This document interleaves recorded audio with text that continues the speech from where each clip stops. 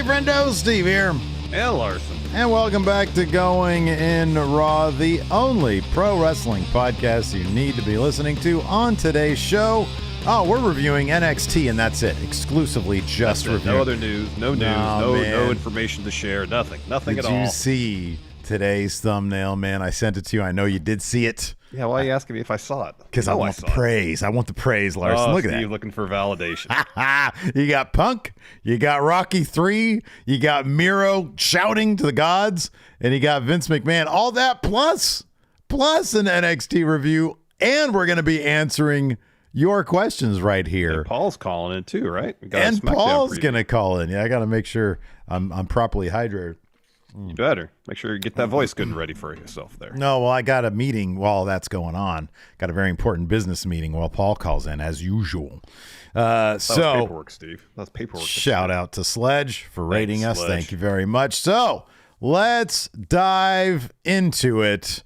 We did a short segment over at Friendo Club Wrestling when all this went down yesterday, because that's where the short form content is. But we're going to run all that back for all of you and give you the latest details on CM Punk and AEW, because we love the drama. Yeah, so of course yesterday on our Dynamite recap, we did a bit on there about possibility of CM Punk returning to AEW. Then shortly thereafter, doo-doo hit the fan. I believe my quote was, I have no doubt that he's going to be back in AEW this year. In our predictions video, I literally predicted that Punk will wrestle this year. It doesn't seem terribly likely at this juncture. So, as Steve mentioned, we did a whole video on it over at Friendo Club Wrestling.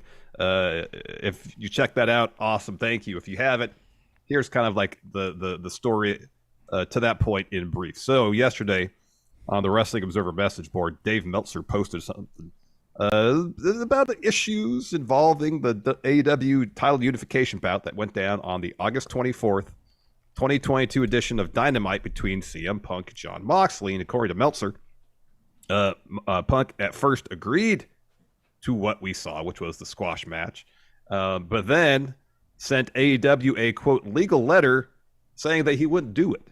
Of course, it ended up happening, but then shortly after Meltzer had that post on the message board, Punk took to Instagram to comment on Meltzer's revelation, calling Dave a liar, Chris Jericho a liar, and a stooge. And Punk stated for the second time in 13 years that he had never seen a Rocky movie. Yeah. Which at first was like, what? That honestly, out of everything in that post, because I had not seen the original tweet from 2010.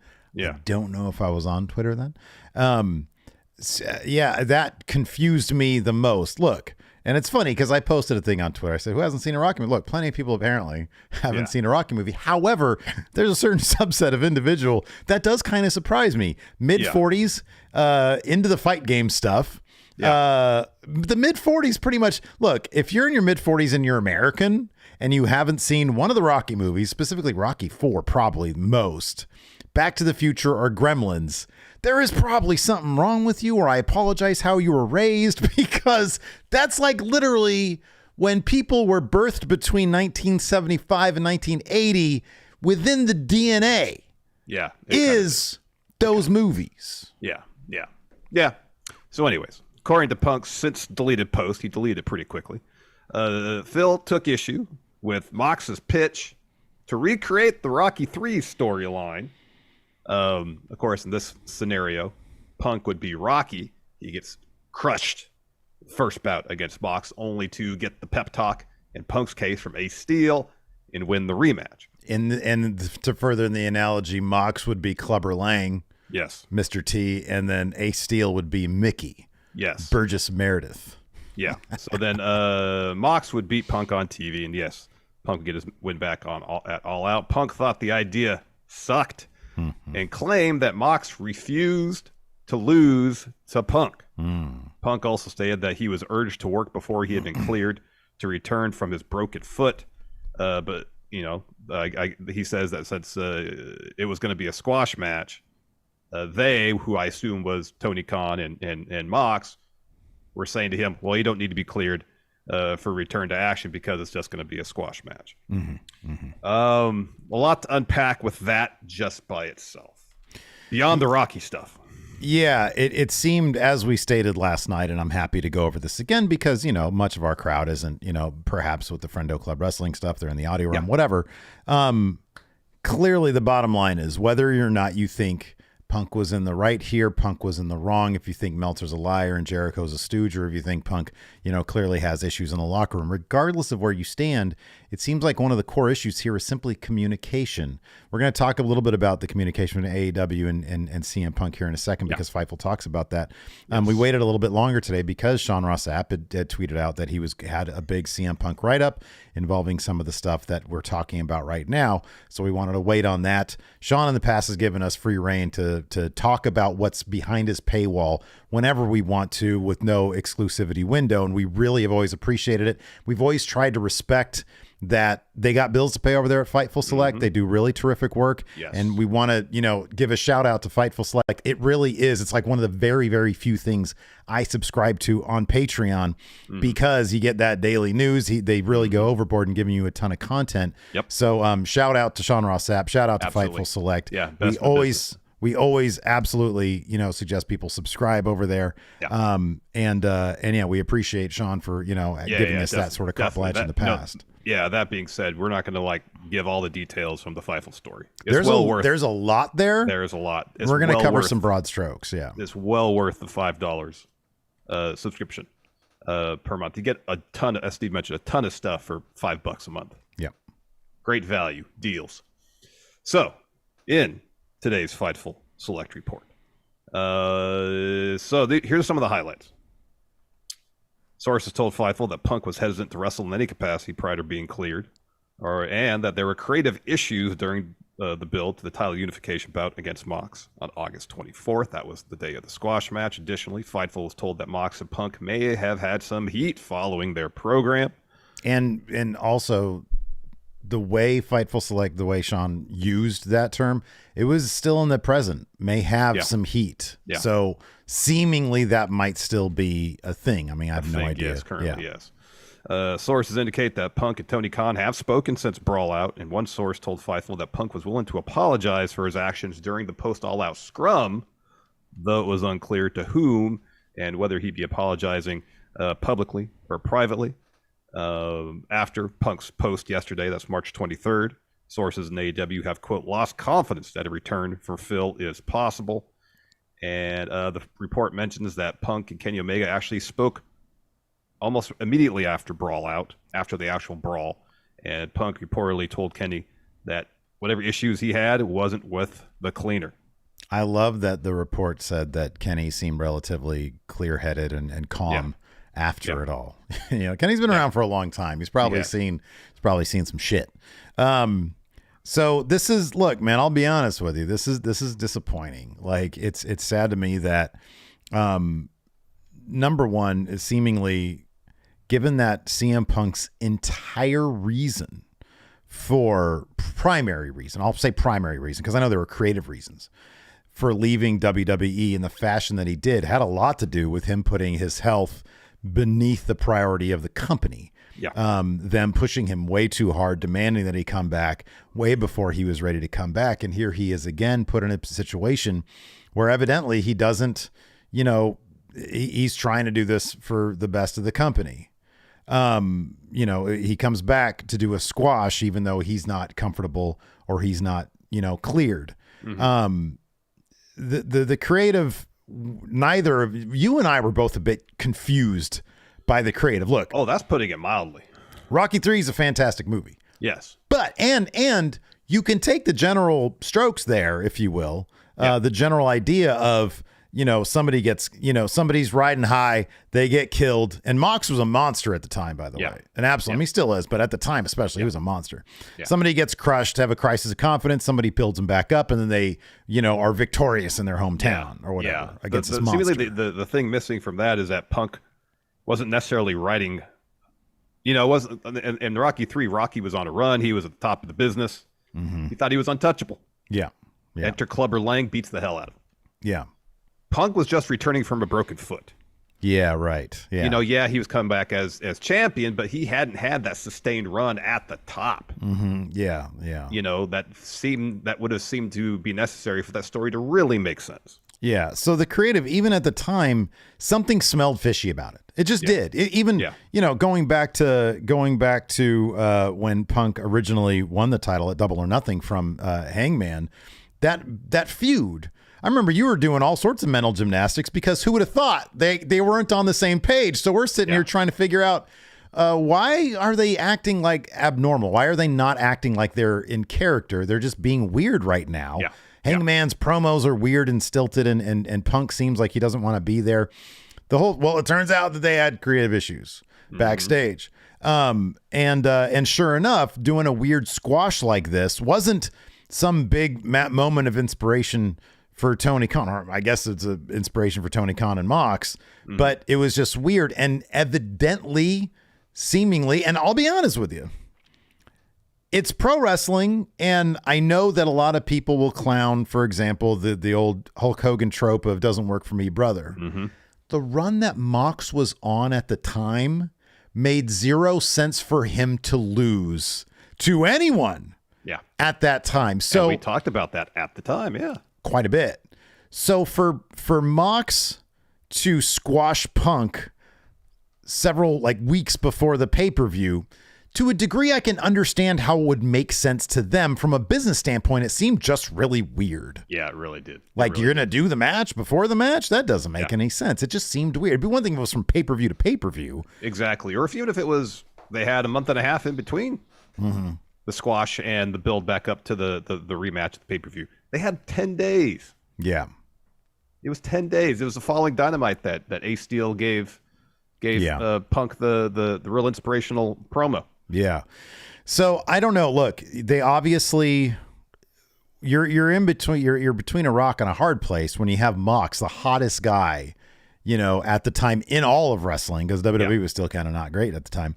You had Mox, the hottest guy, and then Punk is coming back and you're heading into Chicago. I understand. What the hell do you do? What do you do in that situation? That's a tough one. So they came up with a solution that they felt, creatively speaking, sort of fulfilled all of, everything they could do. If it was me, I don't know. I probably just would have had the straight up match and have Mox go heel or something like that and beat him that way in Chicago, get all sorts of heat. I don't know, but that's the reason I'm not, my promotion isn't nearly as big as AEW. But, but unfortunately, even though there seemed, according to this Fightful article, there seemed to be some forward momentum on Punk returning to the company. Now that same source evidently says that they've lost confidence that can come back. The problem is, dude, if you count the number of people that seemingly Punk has issues with, it's a lot of people in the company. If you include, by the way, the faction members, the tangential players involved, the entirety of Jericho Appreciation Society, for example. Potentially. The entirety of Blackpool Combat Club, minus maybe Danielson, but he's not really in there anyways. Yeah. The Elite, Hangman, according to the report, Hangman just wanted to move on and get past it and not worry about it anymore. Yeah. So, that alone, that's a lot of big names to have issues with. I mean, we've seen other talents on Twitter posts that are seemingly kind of maybe talking some crap, throwing some shade in Punk's direction. I think Jungle Boy was one of them. Mm-hmm. Memory serves. Mm-hmm. And if not, sorry, I don't want to lump Jungle Boy in with the people that don't want Punk around. Yeah, right. But I have the memory of that being the case. 'Cause the last thing you want now, that seems like, at least from a public perception standpoint, after the brawl out stuff, here we are, 8 months or so, 6 months afterwards. Mm-hmm. The discourse around AEW is, it's like, it's still not perfect, but it seems like they're finally heading in the right direction. Mm-hmm. We've seen since Revolution more emphasis on trying to tell stories. Have they all been great? No, but there's been more emphasis on trying to develop stories. We haven't heard as many tales of issues in the locker room. It's been quiet. It's been quiet since Andrade, I think. Andrade and Sammy Guevara. So if it's going to be a situation where if Punk returns and there is going to be a divided locker room, you're just inviting more of the stuff to happen. You are. And I'll be honest with you, man. I understand that they probably have metrics to suggest that he helps move numbers. But the bottom line is, it's been proven time and time again that, yeah, people with star power, the names matter, but it's the stories that's going to do it. And if you continue to build stories and build up your younger stars, then you can do without a guy who seemingly is called things like a cancer by people across promotions. Seth Rollins said it. Chris Jericho evidently has said it. I mean, if you got a problem, I've known a very few people. We're not plugged in, but we've had a few people that I've talked to have encounters with Mox, and everybody says the dude's fucking awesome. He's like just quality people. Like I kind of dig the idea because got this idea. It's Rocky 3. You ever see that movie? Like, but he probably didn't even say that. It's like, because who hasn't? It's like, it's Rocky 3. Wait, which one's that? Come on, it's one with Mr. T, Clubber Lang, Thunderlips. I've never seen any Rocky movies. What? Well, I'm not losing to this guy. Yeah, that's what did it. You never seen a Rocky movie? I'm not losing to that guy. You seen Ghostbusters? What about Ghostbusters? Goonies? You seen Lost Boys? Have you seen that? Come on, you seem like a Lost Boys guy. Check out Rocky 3. It's great. Hey, Tony, I'm not losing to this guy. But like in a business that's so predicated on trust and the trust issues running so deep. Yeah, dude. Between CM Punk and seemingly a lot of people in AEW. I mean, that's going to be tough to repair. It really does, and it's sad. It's seemingly, and here's the thing, man. This whole thing like exploded over one Dave Meltzer post on a Wrestling Observer newsletter board. I know. If CM Punk had simply texted got Tony on the phone and was like, "Hey, we need to talk about all this stuff. This stuff needs to go away. Like, stop. Can you reach out to Dave? I know you know him pretty well. Yeah. But I don't know. Maybe it's simply the behavior involved that you're never going to get past. Like the idea that he should apologize for All Out. Yeah. I'm like, what? Yes, it should be a loud apology too. Because that's the whole ass company that's paying your bills and you're getting up there saying this place is a piece of shit. Yep. And yeah, maybe, I don't know, given the circumstances, maybe the Elite should have apologized as well because they're supposed to be EVPs and they're, waiting for a situation not to cool down, but going in there seemingly with hot-headed enough that chairs are being thrown. Yeah. I mean, I guess, and I'm not going to defend whatever the Elite did, but Punk did say, if you want to come talk to me, you know where to find me.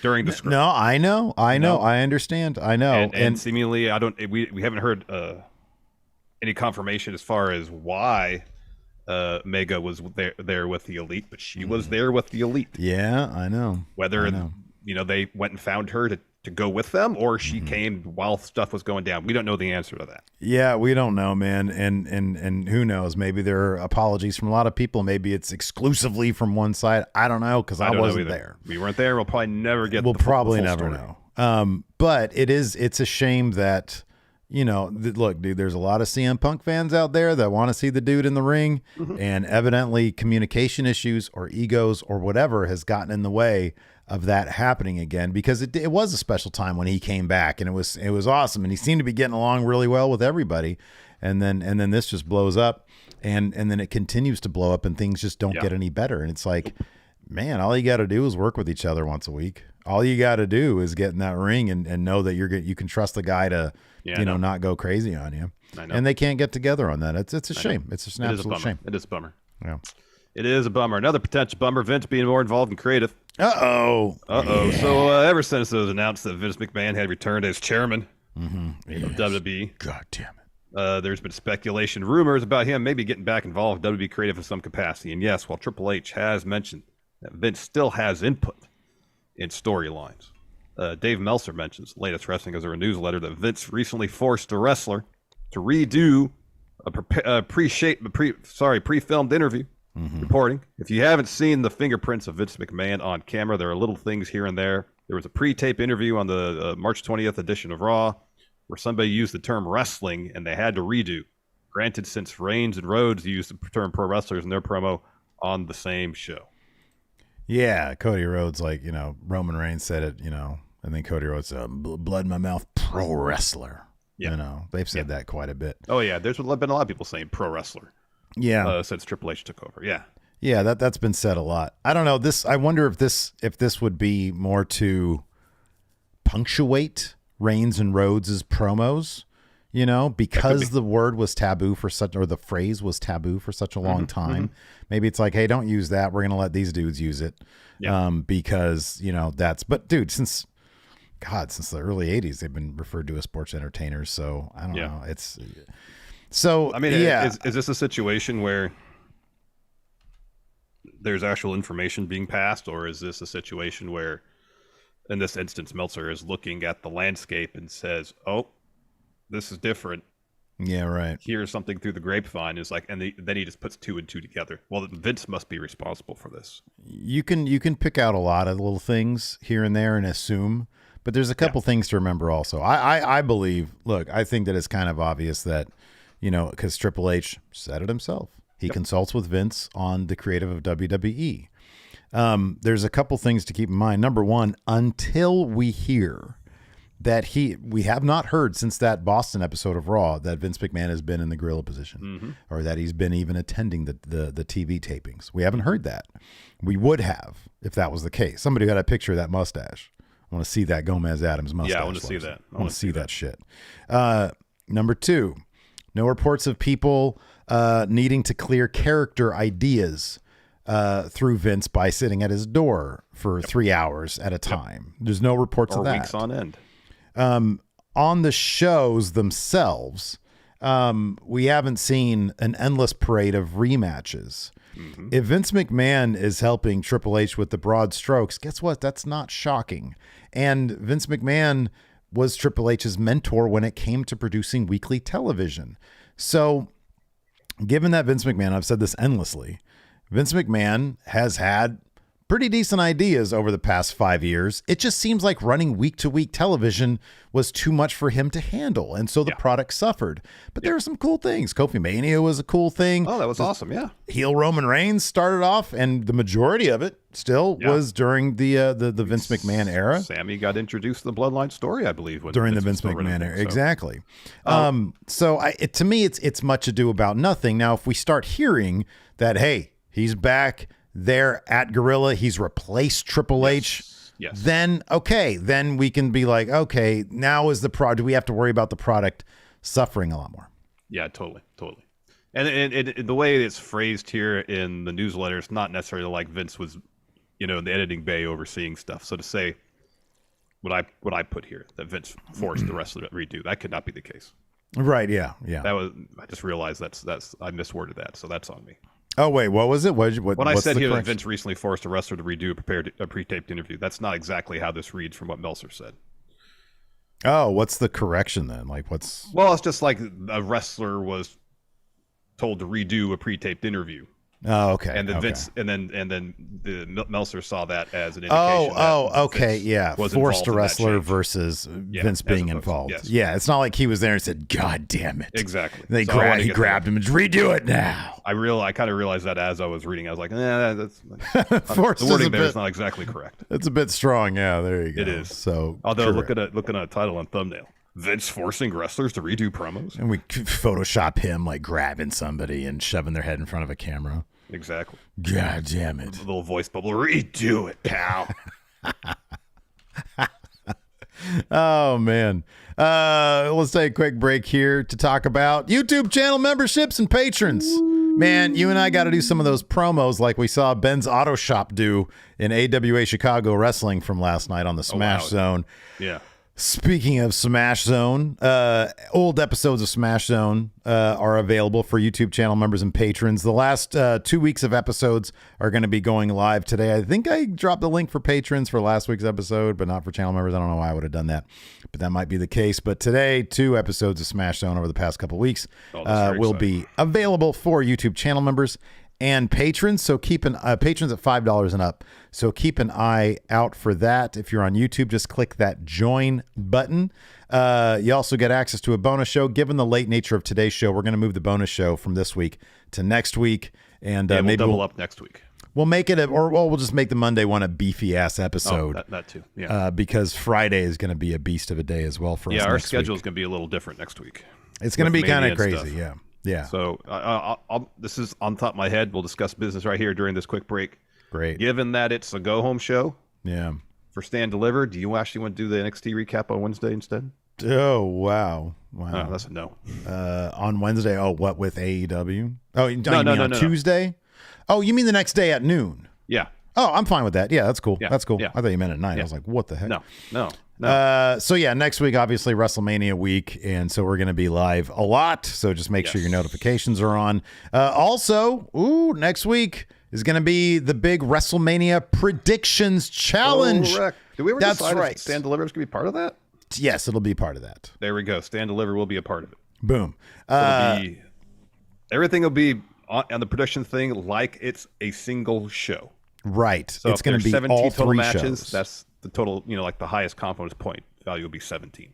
Right, exactly. I don't know what the total count is, but right. So the predictions challenge has become the new predictions champion, the new digital big red champion right now. It's Angelic Wolf, thanks to his win over at the AEW Revolution predictions challenge. Again, that's open to $5 patrons, and all you get basically a big old shout out, and you get whatever picture you want with the big red title slapped on it. And then it's featured on all our socials. And then you also, of course, get access to the questions thread. So that's at the YouTube. Just hit join, patreon.com/Steven Larson at $5 and up. So you guys can do all that. Also, coming up, we've got a couple of big events. Did you see the Deuce and Mo show sold out, the live show? That's amazing. In 10 minutes, it sold out. I was like, here. hey, that'd be fun to go to. And then by the time, 10 minutes after it went on sale, no more tickets. It was done. It was gone. Yeah. Congratulations to them. That's super cool. Oh, man. It's so much fun here in Sacramento with a winning basketball team finally. And then, of course, April 8th, we've got Action Coast Wrestling. Big rematch. Johnny Butabi, the current Action Coast Wrestling champion, because he won it through shenanigans, I say. Shenanigans. Systematic cheating. Waited till the bosses were out of the building, and then he cheated to get that title from Alpha Zoe. Alpha Zoe has that rematch. I think that's the day after his match with Leo Rush, if I'm not mistaken, at West Coast Pro. Yeah. So that's a big match, too. And then, of course, March 29th, I believe it is, Cal Jack and Simon Miller are going to be having a match there at Dark Arts Entertainment in Los Angeles for Mania Week for the H title, the Going in Raw H title. So that's very exciting as well. We'll see if Cal Jack gets his dirty hands on that title. Yeah. Boy. Oh, that Cal Jack. Also, March 28th, the day prior, we're going to be on Fightful Roundtable. Oh, yeah, man, absolutely. That's 2:30 Pacific, 5:30 Eastern. Tuesday, 28th. We got a busy week ahead of us next week. We certainly do. Somebody who doesn't have a busy week, though, is Miro. What a good segue. We haven't seen Miro in AEW TV since him, Darby Allin, and Sting defeated House of Black in a 6-man tag match. There's been reports that Miro is healthy and has passed on creative pitches. Meltzer reports in this week's Wrestling Observer newsletter that, quote, Tony Khan had pitched an idea for him in September for Full Gear. One thing he turned down was losing a Battle Royal where he and Adam Page would have been the last two standing. Khan had said that after the pay-per-view, they'd try and get back, and obviously his name hasn't been mentioned since. He has about 3 years left on his contract. Miro posted a picture of himself and his wife, CJ Perry, on Twitter today, and I think he said living the best life or something like that. Oh, man. Living La Vida Loca, dude. Yeah. It's a bummer that Miro isn't on TV because he was one of the most interesting and most complex characters that was on wrestling television when he was on. Yeah, absolutely. Promos were great. Yeah. Every aspect of his character, his presentation was money. It all started to go downhill once he lost to Sammy Guevara. I know he had I think a hamstring injury. Yeah, right. He came back, replaced Mox in that tournament. And then he's been on TV sparingly, came back to build up to this match with House of Black. And then maybe he was supposed to feud with Malachi, but after All Out, that's when House of Black took some time off, and we haven't seen him since. Yeah, it's a bummer. It's a bummer. Absolutely. I have no idea if this is the case, but like you'd think that number one, 3 years is a long time. Yeah. But like, can time be added to a contract if a guy is just like, I don't want to do that. I don't know. I don't want to do that. Not pass. Rocky Ford don't want to do that. He'd make a killer Ivan Drago. If he dies, he dies, buddy. Mm-hmm. Hey, buddy, if he dies, he dies. It's just a bummer because it seemed like there's so much more that they could have done with the Redeemer character. I know. I agree. And to think that we're not going to maybe get that. He should have been a priority. Like, make him a guy who it's rare to have him be beat. You know? I know. That need to be the case. But then Tony Khan evidently was like, how about Hangman Adam Page beats you? Don't like it, buddy. How about Malachi Black beats you? Don't like it, buddy. Yeah. How about Orange Cassidy beats you? Okay, you're not even trying now. Yeah. I know. How about QT Marshall beats you? Insulting. Fix it. So, yeah, hopefully we'll see Miro back soon. I hope so. This is another bummer. Josh Alexander, a favorite here at Going in Raw, even though we really don't cover Impact that much anymore. But he is the longest reigning Impact champion in company history. He revealed today that he'll be forced to vacate the Impact title due to a triceps injury that will require surgery. That's a bummer. It is a big bummer. Impact announced that Steve Maclin and Kushida will now compete for the vacant championship at Rebellion. Larson, the Maclin era begins at Rebellion. How excited are you for Maclin to be the new Impact champion? I mean, it is a massive bummer that Josh Alexander had to vacate that title. He's had that belt for, I think, about a year, maybe more. Nearly a year. I think he won it last April. And he's had a hell of a reign. He's put on some great matches over the last year as champion. And you never want to see someone's title reign end because they got hurt. No, man. You know, and they have to vacate the title. That is a bummer. Steve Maclin will finally get his hands on that championship. Maybe he was going to win at Rebellion anyways. I don't know. I mean, his story has been, I've beat every former Impact champion this company has. Give me title opportunity. Yeah. So, but yeah, Maclin will win that title at Rebellion, and you know, hopefully Josh Alexander has a swift recovery. Sorry. And we'll see him soon. Although I guess it's a torn triceps. I don't know how comparable that was to CM Punk's injury. So if he's going to be out for 6-8 months, don't know. Hopefully it's much sooner than that because he's awesome. Impact also announced today, I think, that Knockouts champion Mickie James is going to miss Sacrifice this weekend due to injury, and that the title situation will be addressed during the show later today. Lots of new champions coming up. If that's the case, plus in NXT, of course, Roxanne Perez, I think, tweeted out like she's still unsure. It seems like they're proceeding with that ladder match as if it's just going to be the four of them, but maybe they can put her in if she's cleared at the last minute, maybe retain that title. We're going to talk about the NXT Stand and Deliver stuff coming up here in just a second. Want to give a shout out to Primetime Rambo for the super chat.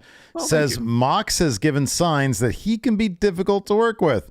The Stone Cold interview showed that. Hell, even the Brock match made it seem like people don't want to work with him. Well, the Brock match is what was referenced in the Stone Cold interview primarily. Yeah. And that just seemed more like Brock didn't really want to work with Mox. Yeah, this seemed like Brock was disinterested in working with. But beyond that, I don't remember much about Mox being difficult. I don't remember hearing anything about that stuff. Also wanted to give a shout out to our newest patrons. I had just mentioned what you get, but you also get a shout out. Elvin, Jeremy Marquez, JL Cross, Jacob O, The Syndicate Files. That sounds ominous. The Syndicate Files are now a patron here. Cosmic Cheese Boy. That's much lighter. Who would win in a match between Cosmic Cheese Boy and the Syndicate Files, Larson? I mean, the Syndicate sounds like a fearsome foe. It sounds like a group. So I know. I fear for Cosmic Cheese Boy. The Sinister Six. Yeah. Oh yeah. Spider-Man's Rogue Gallery. Yeah. Also, Joey Two Dimes, Jay Marsh, Wins 2, and Ty Weagle, also Wee's fan. Thank you very much for your patronage. And then we've also got returning and new channel members Luke Pauly, Chris Mojica, Ant Vision, Hawks Greats and Games, Nightfall 78, Senor Beast, Anarchy Gaming, Brandon, The Blind Mask, Ashley Zarzar, Dusty Johnson, Kyle Billings, Joe Compton. Thank you very much. Thank you all. Thank you so much for the support. We appreciate it. NXT heading into Stand and Deliver. We've got one more episode of NXT before the big Stand and Deliver show, which promises to potentially feature several title changes. Maybe. Because look, man, you got the world title. I think there's a good chance that's going to change hands. The women's world title, until we hear otherwise, we're going to have a new women's champion. That's true. Let's talk the story that's actually the most interesting one. Yeah, please do. And that's Chase U. Let's talk Chase U. The great debate was this week. Because like the debate segment, I was like, all right, this is fine. Although I thought Duke's performance was really good. Yeah, that was pretty fun. I thought Thea Hale was pretty funny too. And yeah, Thea was really good too. I think they found Tyler Bates' thing. Yeah, I understand kind of what they're doing with him now. Yeah, and it worked this week. And Duke issuing the challenge for the match, and the stipulation, I should say, about them putting the university on the line when he was just so apathetic, seemingly towards Chase U at the very beginning of the segment. Yeah, there's some intrigue there that I like. That's not just who's going to win a belt or not. It's based on personality and character. Yeah, I liked the bit where Duke said, "We're put the school on the line." I was like, "Oh shit!" Now Duke is forcing Chase. Chase sort of got to him, and now he's forcing Chase to address his issues. We need to be about winning. You know, it's one thing to change somebody's life for the better. That's great, but if they don't win something in the end, then it's all kind of for naught. So I like that. I think that's good. I think adding Tyler Bate to it, I think isn't a terrible idea. I like the Chase U stuff, and I like how I do appreciate how this seemed to be the moment where Schism sort of fully embraced the idea that they're a school, that they are of sorts, more like a cult type school, with the creepy members behind them. I like the duality of this. I think it's pretty fun. Yeah, it was set up pretty well. So to kick off the show, Pretty Deadly. I'm not getting to the recap yet, but it leads to my next point. Pretty Deadly kicked off the show with a promo that brought out Mello and Trick. Yeah. And much to Mello's surprise, Trick set up a tag match between Pretty Deadly, Mello, and not Trick. It's Braun Breaker. I like that. I like Trick sort of being a real manager for Carmelo and testing him and saying, hey, this is for your betterment. You're not going to like this, but this is going to help you. Let me ask you this. Are they going to split up Trick and Mello? I think they should, but not because Trick screws over Mello for the title. I don't want to see that. I'd like to see Trick remain in NXT and Carmelo get called up to main roster, but like down the line. I don't know. This maybe it'll be at Stand and Deliver, but I hope not. I think that'll have kind of a shit ending. You're talking about he'd screw him out of the title? Yeah, because Braun in that backstage bit referenced Trick always being up to something or something like that. I don't know the exact verbiage he used, and it's just between setting of the match for Mello, Braun mentioning it. It just kind of put a spotlight on, okay, what's Trick's role going to be in the title bout? That could be. I really hope not. I feel like that'll be a limp finish unless they do the women's ladder match as the main event. That might be a big clue. If they don't put the NXT title match on in the main event, then you might definitely be onto something there. That'd be a real bummer. I was hoping to be more like Carmelo gets a title, and then because Trick knows him so well, then Trick takes, it becomes opportunistic and tries to take out Carmelo. I think that could be a lot of fun. But for him to screw him out of the title at Stand and Deliver, which is supposed to be is their big WrestleMania show. It'd be kind of limp. Yeah, I wouldn't be into that. If Braun retains because of that, it's possible. It's totally possible. Yeah. That's a good point. Let's see here. The show was really talky. Really talky. It was really talky. Really talky. I think an hour and 20 minutes into the show, we'd had 3 matches, and one of them didn't have a finish. Yeah, that's a good point. Yeah, and then the Lyra Valkyria and Ivy Nile match was really short. That was not very long. Yeah, and then we just had the main event. Then, yeah. So 5 matches maybe in 2 hours.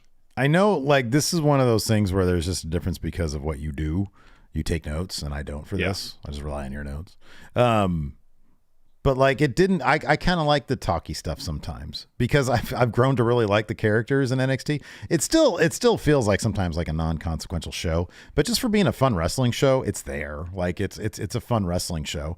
But yeah, there was a lot of talking, but I don't really mind that stuff because I find the characters all very appealing. I think sometimes they excel more at the talking than they do at the wrestling, to be honest with you. So there's 4 matches in 2 hours. And one of them was really, really short. One of them was really short, and the other one, and one of them didn't have a finish. And it wasn't very long either. Like JD and Ilja went, I don't know, like 7 minutes, and then stopped. Yeah, and then it stopped. Yeah, they did sort of like a paint by numbers version of what they can do because we've seen what they could do like over in UK. I know. It's amazing. Yeah, it is. Anyways, we can just get into it. Show opened, as I mentioned, with Pretty Deadly. Coming to the ring to drop a promo, says in their first official act as hosts of Stand Deliver, they're going to wipe the footage from last week, what happened from the WWE archives, so you'll no longer be able to see Gallus beat them or Braun and Mello put them through a table, but let's talk outfits for Stand Deliver. It says, but if we're talking outfits, let's talk about the horrible ensembles that Braun and Mello were wearing last week. Well, Mello and Trick walk out to the ramp. Trick says, I told you Pretty Deadly last week. Mind your business when grown folks are talking.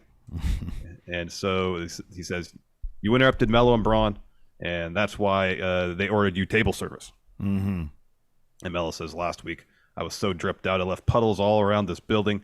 I came prepared for the biggest match of my career. And Pretty Deadly just couldn't keep my name out of your mouth. And Trick tells Pretty Deadly, so we're known to talk their talk, so you should get to walk in your walk. And Pretty Deadly says, well, if you're willing to have a match, and Mello, if you're willing to jeopardize the main event at Stand Deliver, we'll do it. And Trick says, it is official. Pretty Deadly versus Carmelo Hayes and, as his tag partner, Braun Breaker. Mello's like, what? He was pointing at Trick. He was like, it's not you, it's Braun. Yeah. So the Pretty Deadly attack. Braun runs out to make the save. He press slams Kit out of the ring onto Elton Prince, helps up Carmelo, and tells him, I don't want anything to happen to you between now and Stand Deliver. I want you at your best. Yeah, Elton barely touched Kit on the way out, and Kit just dunk. Yep. Yeah. Yep. So that leads to Trick and Mello backstage, and Mello's like, what was that? We don't need Braun's help. If he wants me if he wants me at my best to Stand and Deliver, he's going to get it. Why do you got me teaming with Braun today? And Trick's like, hey, I always got your back. He says, and Mello's like, yeah, I know, but I'm not doing this can they coexist shit. And Trick says, you need to know how Braun moves in the ring, his speed, his flow, his body control. You're going to have the cheat code, the blueprint. You're going to be ready for Stand and Deliver. Tonight, Pretty Deadly is easy money. Get the dub, and I'll make sure of it. So after that, we have Tiffany Stratton versus Indy Hartwell. This is to go to Stand and Deliver for that ladder match. Yep. Tiffany Stratton gets the win here with that awesome-looking moonsault. Fun match. Tiffany Stratton's really coming along. Poor Indy. I don't know if she's going to get called up anytime soon. Yeah, I know. Later on, there's a altercation between her and Zoe Stark, thanks to NXT Anonymous. Oh, yeah. Who do you think? No idea. It's probably going to be somebody who we don't even know, right? Yeah, suggest the least likely candidate. Like Von Wagner. Somebody from the Performance Center. That dude does not know how to use a camera or social media. Exactly. That's why it's not likely. We got no Von last night. Oh, we'll do it later on. We'll do a Christmas Mousepad Von Wagner segment. Where'd we leave off last time? Shit, I don't know. All right. I don't know. What did we talk about last week? He was doing the Chili's kids menu crossword or / highlights magazine. Right. Yeah. Crossword puzzle. Okay. All right. So we'll get to that in a bit here.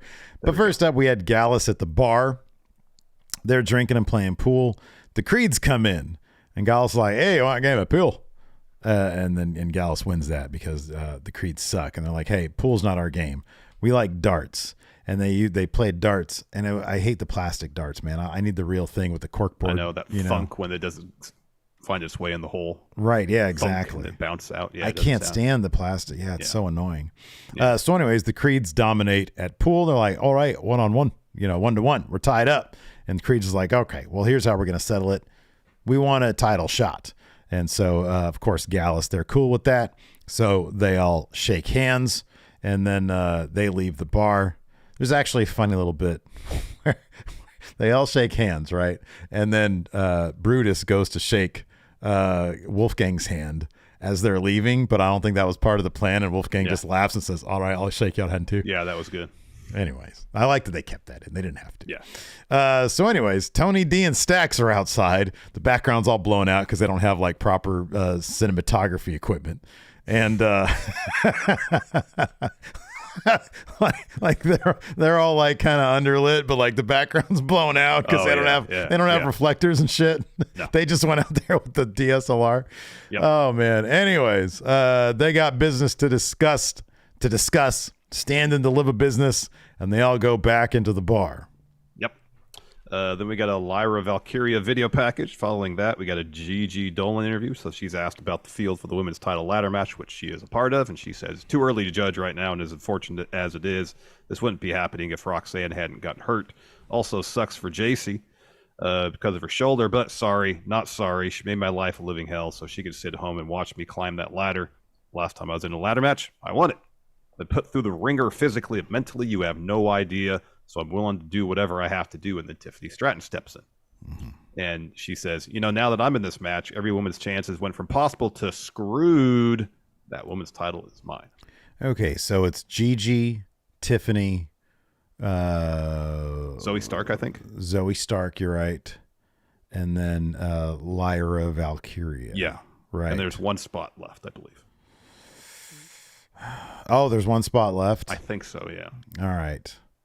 It'd be kind of limp for Roxanne to just come back and win it back, right? I think it's going to be Tiffany Stratton. It's going to be her. Winning it? Yeah, it's going to be her. Gigi, right?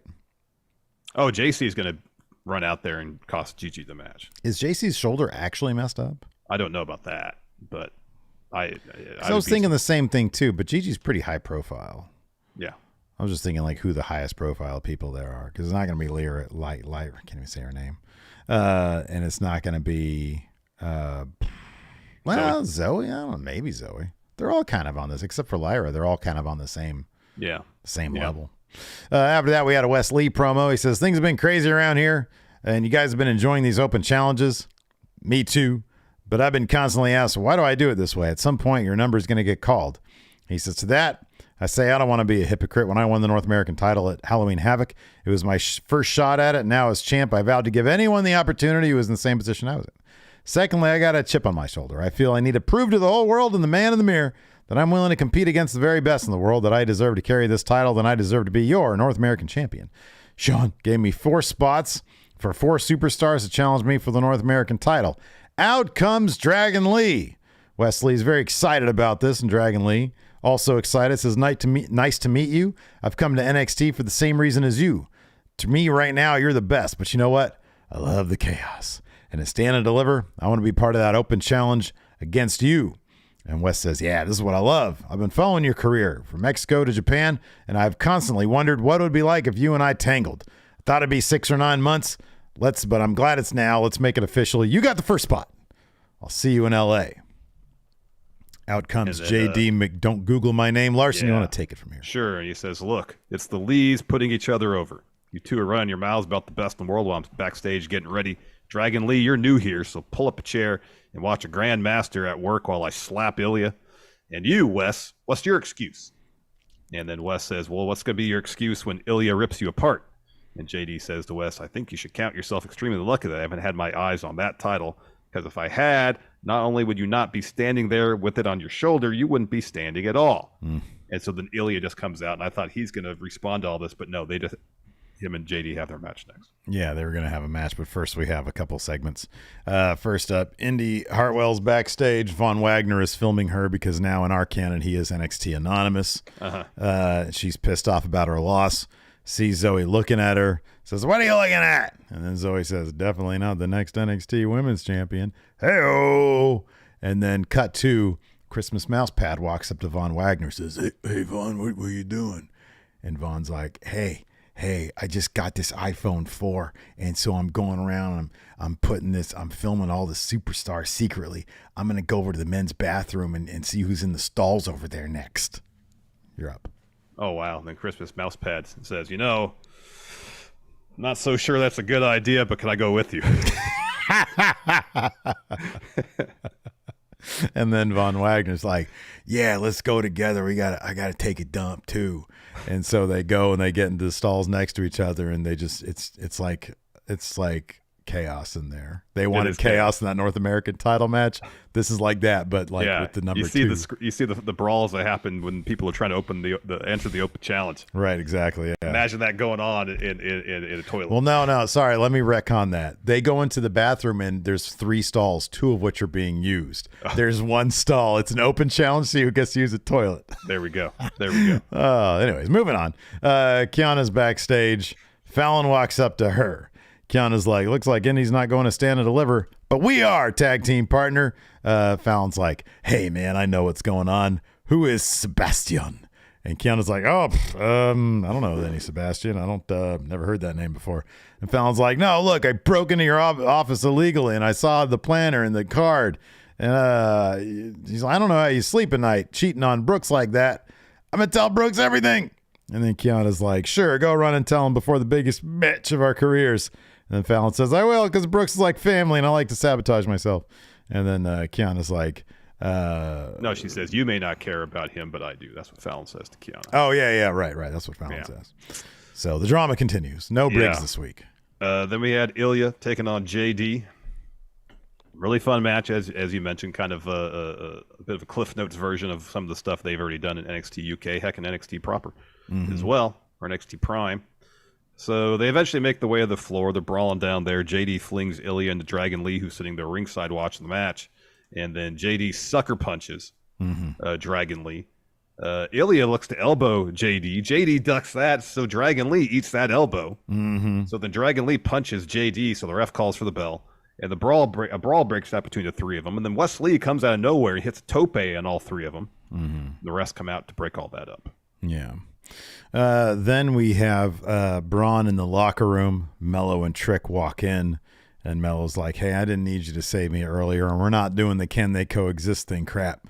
And Braun's like, yeah, I don't want to do it either. Yeah, I don't want to do it either. I want to face the best Carmelo ways to stand and deliver. I'm not going to let 2 clowns. And then Carmelo's like, you mean us? And he's like, pretty deadly. Or you 2. See what I did there? I'm clever. Yeah, I've been reading books. He says, to screw that up, he says, Trick's always up to something. And Trick's like, I'm not up to anything. I just wanted Braun to share the same ring with the future champ. And Mello says, Braun wants the best to stand and deliver. So do I. Braun says, yeah, let's finish this. Yeah. Then we got a Wes Lee interview. He says, I had to throw myself into the fire out there. He's asked why he got involved in the brawl ringside. He says, JD and Ilja are never going to be done with each other. And for 2 weeks, JD has been in my face, and I'm sick and tired of it. So he's got the 2nd spot. And Ilja is known as Europe's finest, so he's got the 3rd spot. And then, so Mackenzie asks, well, who gets the 4th spot? Axiom walks in. Hello, Wes. I know you want this. And Wes is like, I know you want this spot, and you've been close so many times, but so have many others. If I really want to give everybody a shot, the next week the chaos continues. We're going to have a battle royal. Winner gets the final spot. Axiom's like, this is kind of bunk because Axiom literally was like following Wes Lee around one day. I feel like he should automatically get a spot in here over pretty much everybody else in this match. Yeah. It's been like 2 weeks in a row where Axiom's like, I want to face you. Yeah, right. And I thought Wes would be like, yeah, awesome. That'll be great. But not. You got to get in this battle royal. It was kind of, I don't know. Kind of felt like that was kind of rude to Axiom. After that, John Gargano's music plays, not his original Rebel Heart, but the new one. Rebel Heart, Rebel Sammy Guevara. Out walks Javier Bernal. He comes to the ring. He says, when that music hit, you all thought Gargano was coming out, but you were wrong. Just like I thought I was going to stand deliver, but I was wrong. You know who's to blame for that? John. He took my spot. Who the hell does he think he is? I'm the heart and soul of NXT. I've been busting my ass for 7 years. 7 months. What does this guy got to do? What does this guy got that I don't?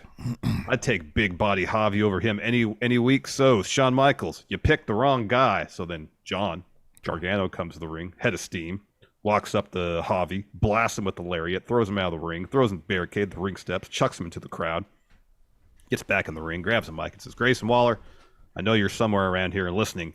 You want to make things personal? Let's raise the stakes. In my hand, folded up about 8 different ways.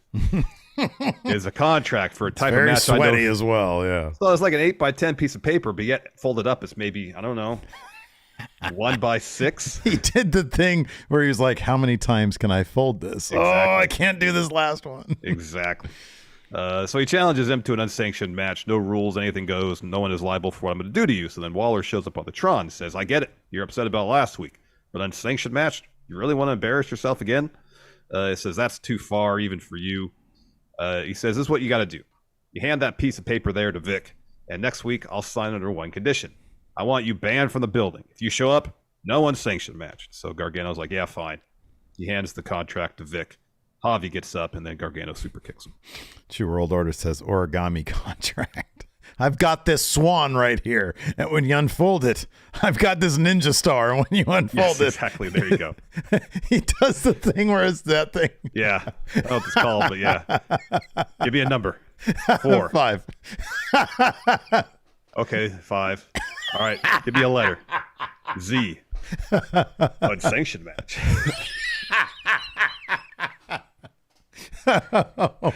oh, that's good. That's funny stuff. You know, dude, wrestling, these things are going to be screwed when they start using those those e-contracts. What do they call the ones that we always use? Like, it's not Zoom. What is it? It's whenever we get a contract. Oh, the DocuSign. Yeah. Oh, they're out there with iPads and right. Hitting the buttons to start here, finish, start here, finish here, use your signature here. Yeah, this right here. Oh man, Z. Yeah, unsanctioned. I want to know how many people in our chats know what the fuck we're talking about, because There's that's another thing. There's still a thing. Are they still? Your kids do them? Yeah. Oh man, there's still a thing. Do you know how to fold those up? I think I did at one point. No, I don't think I ever did. I'll see if Lacey does, because if Bama ever gets like a hold of one of those, she'll just maybe making them all day long. Yeah. I don't know if she knows those things. I don't even know what they're called. I have no idea what they're even called. Do this with it. Oh man, that's hilarious. Yeah, it's pretty funny. That decided so many things back in the day. It really did. Yeah. After that, we had an Eddie Thorpe video package. So Eddie Thorpe was Carl Fredericks in New Japan. Mm-hmm, yeah. So I think they said next week he's making his debut. I like this little video. Like, he's got like Native American roots apparently, and I thought it was well done. It was very quick, but yeah, that's pretty neat. Hopefully he'll take because he was in the dojo, wasn't he? Yeah. Yeah, that's neat. Yep. After that, we had an Ivy Nile interview. She says, I'm surprised like everybody else that what's-her-face turned on me. She says, it took me a long time to trust somebody like I trusted Tatum. I let my guard down and I got burned. Says she's a little out there, so we let her do her own thing. But we all thought she was a part of Diamond Mine. So for her to say that we're never really a team, but tonight's not about her. Tonight is the night. If I beat Lyra, I go to Stand and Deliver and get a chance of becoming women's champion. Then we had a Hank Walker video package highlighting his journey from Seth Rogen impersonator to college football player to security guard to NXT wrestler. I used to do birthdays as Seth Rogen. I had a friend who looked exactly like Jason Segel. And so they cut backstage, and Drew Gulak and Charlie Dempsey are watching that video package. And Drew's like, oh, that's awfully nice. And then saying that Hank Walker lacks the killer instinct. And Charlie says, yeah, Hank will be nothing more than another nice guy. Mm-hmm. And then we got Lyra Valkyria taking on Ivy Nile. See, I was thinking here that Tatum Paxley was going to interfere and cost Ivy this match. No. Ivy takes another loss. This was clean. Clean loss. I don't know what the deal is. Is she are they gonna send Diamond Mine up to Maine after Stand and Deliver, and she's gonna go with them? I don't know. She's really good. I know. But she was much cooler when like she wasn't trying to be like herself. Like she needs to be just badass. Yeah. All this adding dimension stuff, I don't like it. Remember all the momentum the Creeds had after winning those tag titles? Yeah, I know. After the Damon Kemp feud? Yeah. And she would wreck people with that because her Dragon Sleep are so different and cool. I know. Yeah. I know. After that, we got Fallon backstage. She hears a commotion of some sort, sees some lights flashing, but then she gets attacked by Alba and Isla, and then Kiana comes in to make the save. And then the refs break up the brawl, and Kiana asks Fallon if she's good. She says, look, don't tell Brooks, it's got to come from me. She's going to come clean about Sebastian. Apparently. Then Wes Lee's backstage. Cameraman wants to do an interview. To get his pick on who's win the Battle Royal. And just as Wes is about to answer, Jinder walks up to him and says, I'll see you at Stand and Deliver. Then Dijak walks up and says, I haven't forgotten about you. It was very like NPC-ish. It really was. You know, it was like, yeah, Dijak, I forgot about you. And then Dabba-Kato, and Wes is like, oh, this guy. And he's like, there's nobody's going to stop me in this Battle Royal. If they're smart, look, it's going to be Axiom. But like Dijak should be in this match. They should have one big man and Dijak in a ladder match. Oh my God. Yeah, I know. That'd be great. That'd be awesome. That's right. Then we had the great debate between Schism and Chase U. I didn't take a whole lot of notes about the beginning part of it because, like the moderator would ask a question. I think first it was Duke and Zach Gibson. They talked about inclusivity. Yeah. And Duke was really checked out. Like Zach Gibson gave like a really eloquent answer about schism and inclusiveness.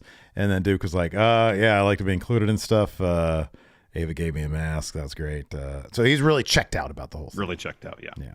And then Thea and Ava are asked a question, and Thea gives like a really great answer, really impassioned answer. It's the thing that they from Old School that Will Ferrell did, because they even reference it right after she sits down and Chase says, that was really good. How did you do that? And she says, I don't know. I blacked out. Yeah. Yeah. And then Chase and Gacy is asked a question. Gacy more or less says, this is over. We win.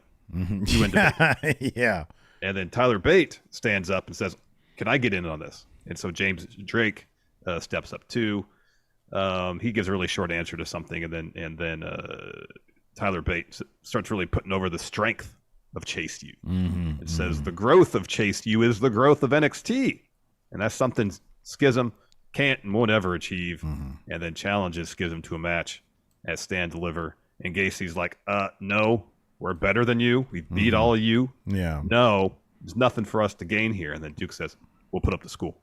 And Gacy's like, what? And then Duke says, yeah, whoever wins gets control of Chase U. And Gacy can't say yes fast enough. Do you think there's any chance that Schism takes over Chase U to further Yes, there's the story? absolutely a chance. You think that shit's going to happen? I don't know. Yeah. I don't know.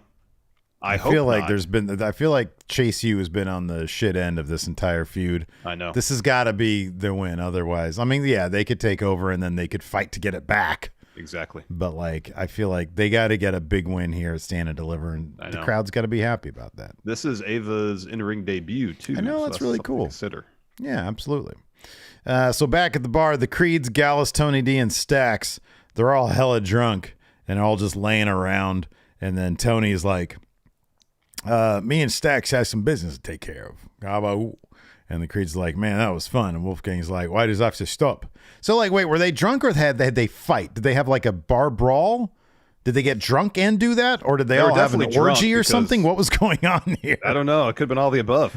It was a drunken orgy that turned into a fight, or a fight that turned into an orgy. Sure, I don't know, but they all looked like they had either fought, had sex, or done just a lot of drugs and drank a lot. And drank a lot. As I mentioned, it could be all of them. So anyways, Mark Coffey says, hey, let's just have a triple threat at Stand Deliver. Yeah. And you're talking about a match or another goal.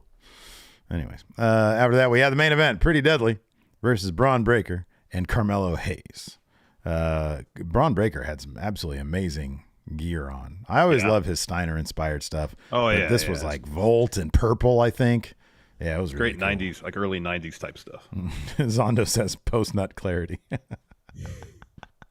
That's exactly what it was. So Braun goes on a run, hits a spear on, or he's looking for a spear on Elton Prince. Prince sidesteps, though, and so Braun is just running right towards Carmelo, puts on the brakes before hitting Carmelo with the spear. And there's a bit of a stare down there. Then Melo pushes Braun out of the way as Prince charges. He hits Prince with a code breaker. Braun falls with a spear. And then Braun tags Carmelo in. Carmelo hits his finish for the win. Still don't know exactly. Sorry, it was Kit Wilson that ate all that, I believe. Why Elton Prince was like just kind of like laying on the ropes for this entire, or for most of this finishing sequence. Did you notice that? Like he was kind of laying in between the ropes. I didn't notice that. I assumed that he was probably selling, though. He was, but I was like, oh, is he just waiting there to do something? Yeah, if you never notice, wrestlers just wait around a lot of the time. Yeah, I know. My favorite thing in any match is when somebody has to break up a pin, but it's still 30 seconds from happening, and they're like this. Oh, like, yeah, kind of. They have their chin on the apron. Yeah. And then they move. Yeah, it's my favorite thing. It's pretty funny. But yeah, sometimes they make it too obvious that they're just like, it's like, why are you still just doing that? Mm-hmm. Anyways, let's go ahead and answer some questions. I've got a thread on the YouTube. I know you should have a thread on the Patreon. I have one on Patreon. I do. I think we also had a couple super chats here. Eastside Reviews says, I am low-key excited for Stand and Deliver. I'm really intrigued about Ava's in-ring debut.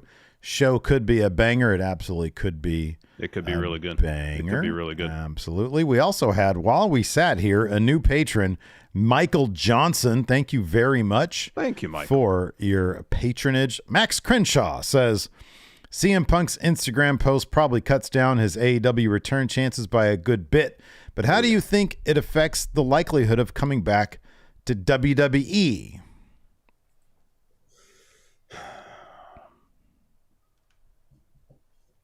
I don't know. One thing he mentioned his Instagram post, and I know it's in reference to AEW asking to come back before he was cleared, but saying that I would never put my health above another company ever again, just made me think, does he still have some resentment towards WWE about all that after the lawsuit, after everything, which I would understand.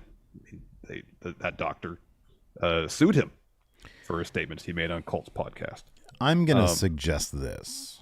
Oh, I'm sorry. You done with your point? Oh, and it's pretty well known that he and Triple H never really got along. Yeah. Here's my counter to that. The only thing that we heard about with his contract negotiations after Brawl Out had to do with a no-compete clause. Mm-hmm. Dude's going somewhere. And WWE, if they want to continue to prove that, hey, we're going to be the place where if you're disgruntled, you can come here and everything will be cool. If they're trying to use Cody to do that and then I think that CM Punk going back to WWE, I think it's a possibility. I think that I think the issues between him and Triple H, I think those are no big deal. I really do. If you look at, how infrequent Brock shows up, I think it proves that you can do super part-time stuff, make an impact, don't have to really deal with locker room politics. If you're not going to be... Tony Khan tried to sort of embed CM Punk into the DNA of the company, and it just didn't work. Well, I think Punk did, too. Punk seemingly did, too. He wanted to be all in on, so to speak. He wanted to be a mentor to the younger wrestlers, or he wanted to be the locker room leader. If you divorce yourself of that idea that, hey, you bring him in to pop some ratings, he is... he's old. He's going to get hurt if he's there every single week. So you do him for big matches. I think it's got to be a possibility. The no compete clause thing, man. It's clear he wants to wrestle for Impact. That's what it is. Clear as day. He says, look, but only if Scott D'Amore comes back. He recently got a promotion there within Impact. He's like head of all Anthem Sports or something like that. I saw that. So look, it's not going to be New Japan because New Japan, according to Fightful piece, New Japan didn't want to. They were kind of worried when he showed up at Battle of the Valley, and they had to contact AEW and be like, "This wasn't us. We didn't do this. He just got a ticket and came with the dude from Rancid, Lars." Yeah, and so it's not going to be New Japan. So there's Impact and there's WWE. It's Impact. I'm telling you, it's Impact. He's thinking WWE's gonna pony up, man. Yeah, Impact. They got seemingly bottomless pockets over there. They do seem to have did they rob Fort Knox or something like that? Why do they have so much money over there? They got money apparently. Timor asks, what's your favorite Rocky montage? There's so many good ones. So, I mean, obviously there's the one that concluded with, that wasn't really a montage. Was the one that concluded with him running up the steps? That was a montage. I mean, it was a montage of him running. Yeah. There's one in Rocky 4 where he runs up a mountain. Yeah. The snow montage. Yeah, where he's training for his fight. Yeah. Mine is the one in Rocky. It's Rocky 3. It's him, goofing off It's not the one later on at when he has trained to fight. It's one where he's goofing off and they're putting on these glitzy workouts and he's not really working out. And then it juxtaposes. It cuts to Clubber Lang in like a dirty, dark, gym, and he's putting in the work. And that's why he won. Mm-hmm. It's that one, man. Mm-hmm. Yeah, but no, Hearts on Fire. That one was a really good one. Yeah, that was the Rocky IV one. Yeah, but the Eye of the Tiger one, maybe. Anything set to Eye of the Tiger is awesome. Yeah. Rising up. Blake Whitehouse here asks, is it just me or does CM Punk feel like the modern equivalent to 90s Shawn Michaels? No, he just seems like CM Punk. It just seems like Phil. This is a bit singular, isn't it? This is a unique situation. Yeah. He's the first CM Punk, not the next Shawn Michaels.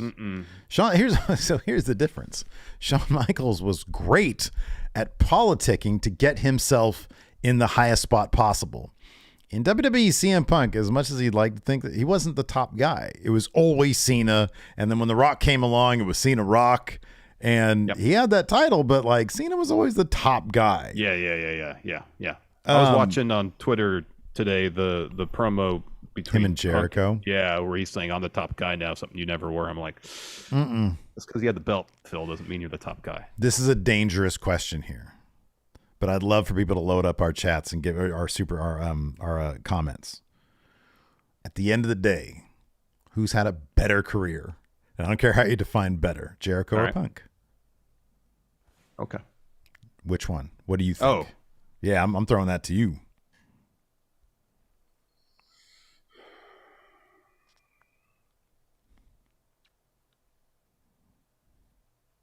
Probably Jericho. I think definitely Jericho. I think you're absolutely 1,000% right. For longevity, for reinvention, for being ticking off every single box. I think it's Jericho for relevancy, consistent relevancy. Yeah. For doing, different things. I think it's Jericho. I think it is Jericho. Yeah. Let's see here. Jacob asks, if you could choose 3 people from NXT to be called up this year, who would they be and who would they have their first feud on main roster with?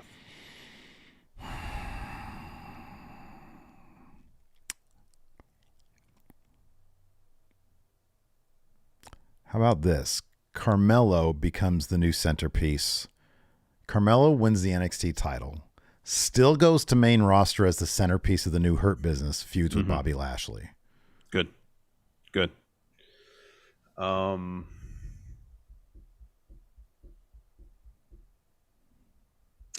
Braun, despite losing the NXT title, gets called to main roster, goes to SmackDown, and feuds with Sheamus. Okay, sure. All right. They're going to throw Braun right into the fire, right into the deep end, deep waters. Put him with one of the best wrestlers on the Blue Brand. And on top of that, a guy that you haven't really seen that type in NXT. There's no like big brawlers, are there, in NXT? There's no dudes like Sheamus or Drew McIntyre. Those guys are super unique also. Let's see here. Lehue says, do you think WWE is flirting a little too much with the Super Cody idea that killed his run in AEW? There's echoes of that. Do you think they're playing with fire doing it? At this point, no. But at some point, he's got to face some real storyline adversity. Take the torn pectoral muscle out of it. It's not what I'm talking about. Whether on SmackDown tonight or next week, he gets obliterated by the Bloodline. Leading into the Mania match, after he wins the title, there's got to be bumps in the road. And right now, especially since he's come back from the Rumble, there's been basically no bumps in the road for him. Everything Roman and Heyman have thrown his way, he's had a counter for every single time. Yeah. And unless it starts getting a little difficult for him, it's going to feel a little easy. Even like, and I understand he's come back from injury. Maybe his cardio's not where he wanted to be. I'm still really surprised he came in at 30 in the Rumble. I thought they'd have him come in earlier just so it didn't seem. And I know he had like an 8-minute match with Gunther after everybody else eliminated. I get that too. It was a good match. And it was good. It still came off as kind of easy for him. Oh, wow. Because it came in at 30 as opposed to like even 25. Gunther, easy. Listen to you. Burying Gunther. Reaper says, you get full control of WWE for 1 week. Anything that you do, regardless of what it is, cannot be undone afterwards. Oh, wow. What do you do? Jay versus Roman, main event of Mania. Wow. What a week to be in control of WWE this week. Yeah. Because that's the story. It's Jay's story I really want to see. Come to conclusion. Tuesday. That's the story I'm most invested in. WWE's Jay. LA Knight versus Gunther is the match, and I book LA Knight to win. Yeah. Well, you should be on board with that. You just buried Gunther. Oh, Gunther should never lose. Speaking of a road bump, Gunther should have won the Rumble. Oh, wow. Hey, you know what? I was kind of pulling for him at the time. Heck yeah. The Media Jack. Could this be a work? Is the CM Punk Instagram a work? Come on, man. No. He's on his way back. He's typing not. up Insta. He knows if he deletes it immediately, you people are like us, vultures, are going to grab onto it and make it much ado. It's never been a work. It's not a work. It's not a work. It's not. 2% botches work. It's not a work. Big old work. Not Adam Bull says, what is more likely to happen? Punk or Omega going to WWE? Punk. If Punk gets a buyout within the next 6 months, it's totally possible. Assuming the no compete is less than 9 months, 8 months. Does Punk poison the waters in WWE if he goes there for the rest of everybody in AEW? It's totally possible. That's one thing to consider. So. Like if there's like talent in AEW that WWE is seriously considering wanting to sign, but no, there's potential issues there with Phil. Do they even bother with Phil for that? It's a different place. WWE, they're too like clamped down. AEW is like the Wild West, man. Like multiple wrestlers have called it like the Wild West. Yeah. I feel like there's a lot more accountability in WWE seemingly. Yeah, go ahead. Sorry. Joey Two Dimes asked if Disney bought WWE and added a WWE land to Disney World, what would be the first ride to open? It'd probably be something Undertaker themed. Oh, that's a good one. Yeah. Undertaker's River Stygian. There you go. And then it's like you're Pirates of the Caribbean, but it's Undertaker themed instead. Yeah, and you get like a retrospective of his career. Is Pirates of the Caribbean, is that animatronics? Yeah. It's animatronics, right? Yeah. Oh, that'd be amazing. It's Kane! Yeah. Yeah. That would be it. Oh, that's good. That's good. Let's see here. Juan Vila says 5 wrestlers are in CM Punk's camp defending him, wanting him back. Who do you think they are? Not including FTR. Name 5 wrestlers that are like, bring that guy back, Tony. I'm going to say one of them, I'm going to say is Kenny Omega. I think Kenny's like, you know what? I've seen worse. Bring him back. I'm going to say Kenny Omega is one of them. It's possible. I'm trying to think who else has spoken highly of. I'll say Kenny. Of Phil. Danielson. I'm trying to think of like some top name. Darby. Yeah, maybe Darby. Who do you give the Starbucks gift cards to? Oh yeah, that's good. What about the Acclaim? You think the Acclaim like Punk? I don't know. I'm going to say the Acclaim. All right, you're just naming whoever at this point. Brody King. Oh yeah, Brody. Yeah, Brody. Yeah, Brody's been pretty public about that. Yeah, they went and got ice cream together, right? Is that a thing? Oh, okay. There was a picture of them eating ice cream together. Right on. That's cool. What about Adam Cole? He's elite adjacent, but I feel like Chugs likes everybody. Yeah, Chugs just seems like everybody likes Chugs, and Chugs likes everybody. It's all like anxious and everything, and then Phil walks in. Phil, so good to see you here. I'm glad we crossed paths. Have you played the new Resident Evil? Oh, there it is. Yeah, picture of Brody eating ice cream with Phil. There it is. It's Resident Evil 4 remake. It's a whole remaster. Resident Evil 4 remake. I think that's what he's playing right now. We're about to rate him on the Twitch. Yeah, I wouldn't be surprised. Anyways, that's going to... Nope, we're missing something, Steve, aren't we? Oh, man, that's right. Man, I got a big meeting right now here in a second. Well, your scheduled meetings when we were supposed to be doing a show. No, well, I know that Triple H, look, this is a highly scheduled out show. I know that Triple H is coming in to do his call. He's going to be talking about SmackDown, I'm assuming. So anyways, let's get him in here so I can go to my very important meeting of the Going In Raw Brain Trust. I don't know why you got meeting during show. It's for us. It's for our business. Still doesn't make sense. Well, why, if it's for our business, how come I'm not involved? Because some things you don't have to know about. No, it's our business. I should know about. Waiting, Hold on. No, waiting. This is a conversation I want to have. Yeah, I'll be right there. Okay, bye. Okay, I'll be right back. Who are you shouting at? Sirius XM guys. Here, hold on. I'll be right back. Hello, hi, this is Triple H the Game, Paul Levesque, the King of Kings. Yeah, bow down to me. Yeah, I hear you guys talking about that dumpster fire AEW, that dumpster fire Phil Brooks. You know what? I'm gonna sign him. I told him. I said, get out of that contract. Get out of the get a no compete clause. Get a yes compete clause. A yes compete for WWE. Do that, CM Punk. Why'd you say WB just like Steve does? I like who? You're Steve. Are you referring to Fat John Cena? Sure, whatever you want to call him. Yeah, no, because I watch his awesome streams over at twitch.tv/MF Steve here. Why are you promoting They're his the stuff? best streams in wrestling. Why are you promoting his stuff? They're the king of kings. They're the king of kings of streams. Stream of streams. Why are you promoting his stream of streams? Is it Steve's time? It's Steve's time now. It's Fat John time? Cena's time now. He should rebrand his Twitch channel to twitch.tv/Fat John Cena. He'd probably get so many people there. I'll have to email, I'll text him and let him know do that. I don't know about that. That's kind of suspicious. Bow down promoting Steve's stuff so much. Bow down to his stream. All right, what's going on in SmackDown today? Steve's stream a mystery? Steve's stream is a mystery.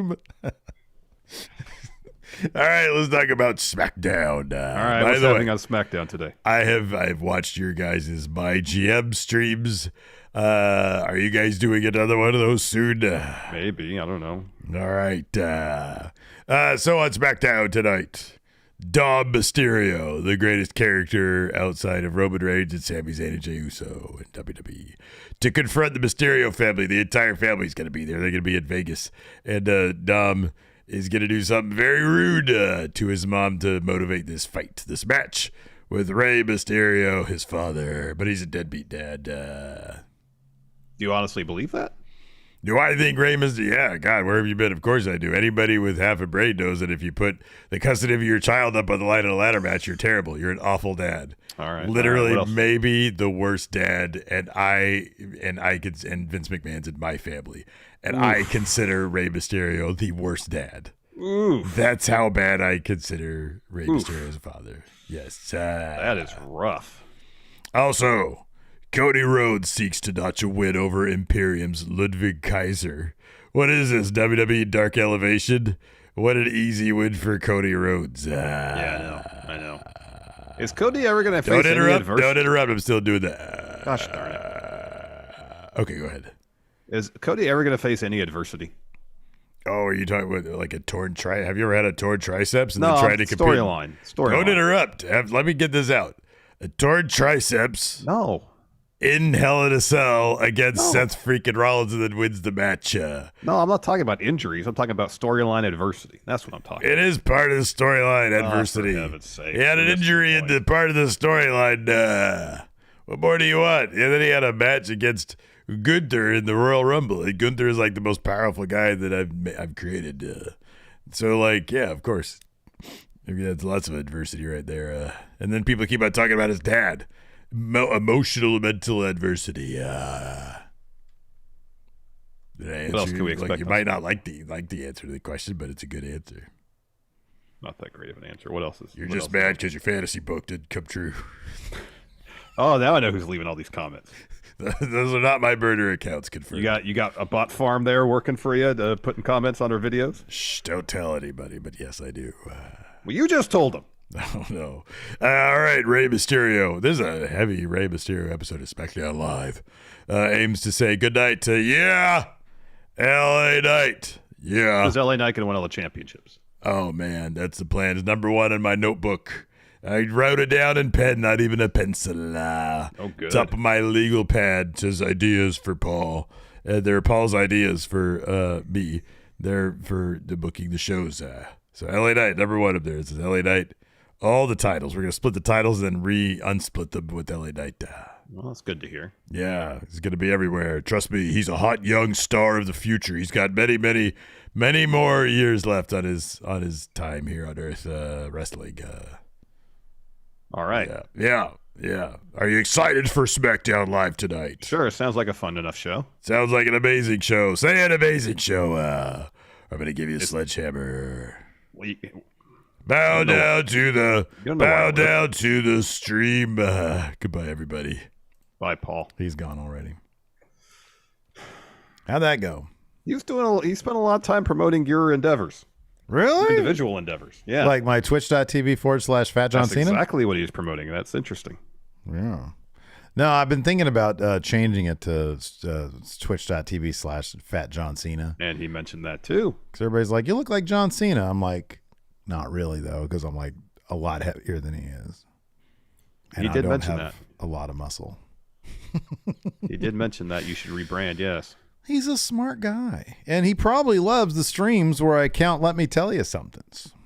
Well, he didn't mention that, so I don't know if he's really a fan of that. Well, it's like the only good thing I do there, so I'm sure he's a fan of that.